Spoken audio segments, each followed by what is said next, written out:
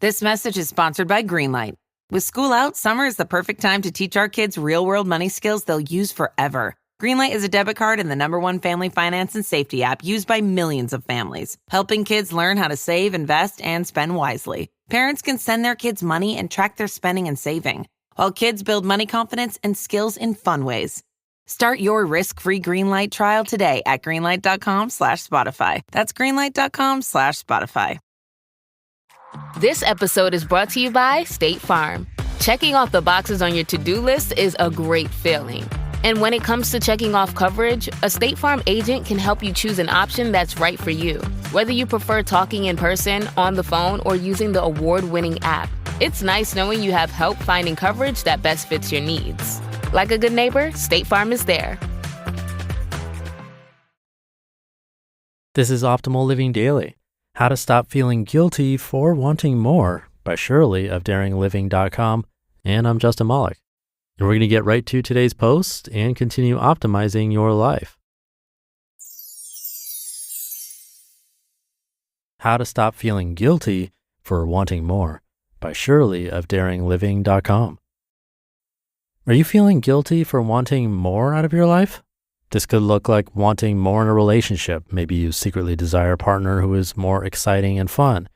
Or maybe you want more in your career. Perhaps you actually don't want to be in your current job anymore, but you have an understanding boss and great colleagues, so you feel guilty for leaving. Or the guilt could be because of your family. Perhaps you're in a stable career right now, but you're not really doing what you love. Yet, you know your parents have sacrificed a lot in order for you to go to college and have a stable job. Deep down, you kind of want more. Yet, you feel guilty. You keep telling yourself that you should just be grateful with what you have. If this is how you feel, here are 4 key points to remember. Number 1, you're taking action out of guilt, not from your truest desire.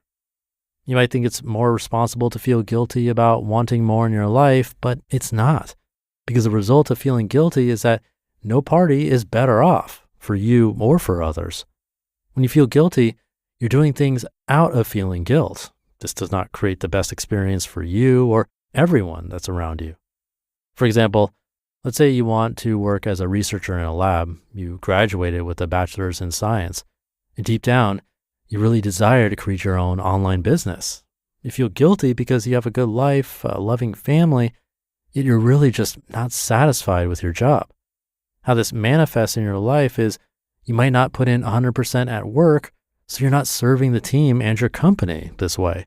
Perhaps you also resent your parents a bit because you blame them for being the ones who made you study science in college in the first place. So as a result, you don't show up fully to care and love them. This guilt that you're holding on to, it's not beneficial for you or for anyone around you. This emotion is only holding you back. Number 2, guilt is an emotion that you feel. You can choose to let it go at any time. It's simply unnecessary to feel guilty for wanting more for your life. This life is yours. And if you're not satisfied with it, you get to make that decision to change it and take action from it. The reason why you feel guilty is because you're having thoughts like, I shouldn't be thinking this way. I should be grateful with what I have. I shouldn't ask for more. And these thoughts are creating lots of guilt for you. So just like any other emotions, you can decide to think differently about your situation to not be in guilt. Be honest with yourself. Own the fact that you actually want something different than what you have right now. Own that about you. There's nothing wrong with wanting more in your life. Number 3, don't use being grateful against yourself. Especially if you come from a culture where you're constantly being told to be grateful, sometimes we can use the need to be grateful against ourselves. For example, I'm an immigrant from Taiwan, and growing up, my siblings and I were always told to be grateful with what we have. Not many people in Asia get to experience the kind of opportunity we can have access to in North America. And I truly feel so grateful and thankful for my family and all that my parents have done for their children.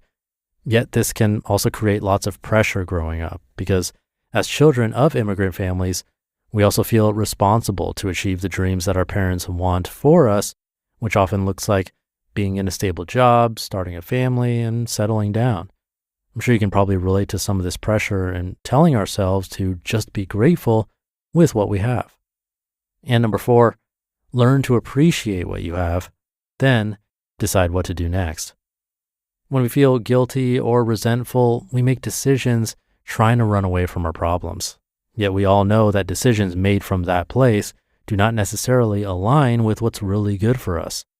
Instead, this is what you do. You work on truly appreciating what you have right now, appreciating your current relationship, appreciating your current job, and be actually enjoying it as it is. And then we can get to the point of true appreciation, then you decide what to do next.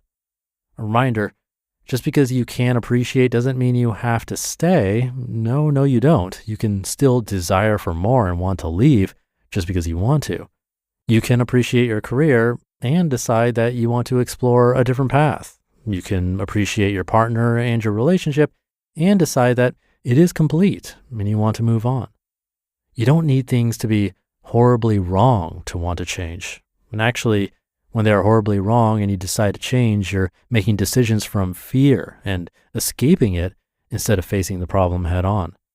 Now, this also depends on context because let's say you are in an abusive relationship or a racist or sexist workplace, then maybe you do want to change, but I'm speaking to those who feel guilty because your life is actually pretty good. In this case, you can still change and make the decision for yourself just because you want to. Stop settling for good enough when you truly want an extraordinary life. Let's recap. First, you work on the guilt. Learn to let go of that. Then learn to truly appreciate all that you have. And then you decide what you want to do from an empowering place. You can still leave just because you want to. All right? You got this. You're creating an amazing life for yourself, and I can't wait for what's to come for you. You just listened to the post titled How to Stop Feeling Guilty for Wanting More by Shirley of daringliving.com, and I'll be right back with my commentary. At Sierra, discover top workout gear at incredible prices, which might lead to another discovery. Your headphones haven't been connected this whole time. Awkward. Discover top brands at unexpectedly low prices. Sierra, let's get moving. We're leaving today and entering a world of Mickey Mouse waving, princess meeting and greeting, lightsaber clashing, the Twilight Zone Tower of Terror dropping, Banshee flying, Space Mountain launching, galaxy rewinding, what's the whole deck with galaxy rewinding, fireworks igniting, world of other worlds, for whatever you love. Infinite worlds await at the most magical place on Earth, Walt Disney World Resort. Thank you to Shirley. Healthline is a website that I got permission for us to narrate across all of our shows, and they have a pretty good article on guilt. It's a little long, but I might share it here in the future. But basically, it provides a few more tools that can work with that guilt so that hopefully you're not preventing yourself from making progress. Some of those include simply naming the guilt, exploring the source, apologizing and making amends, gratitude, self-compassion. And while these things aren't necessarily easy and they don't all have to be done to move forward, even just one of these is a step in the right direction and can help us move past that guilt. But great tips from Shirley as well. It's up to us to experiment and see what works best. So see what works for you.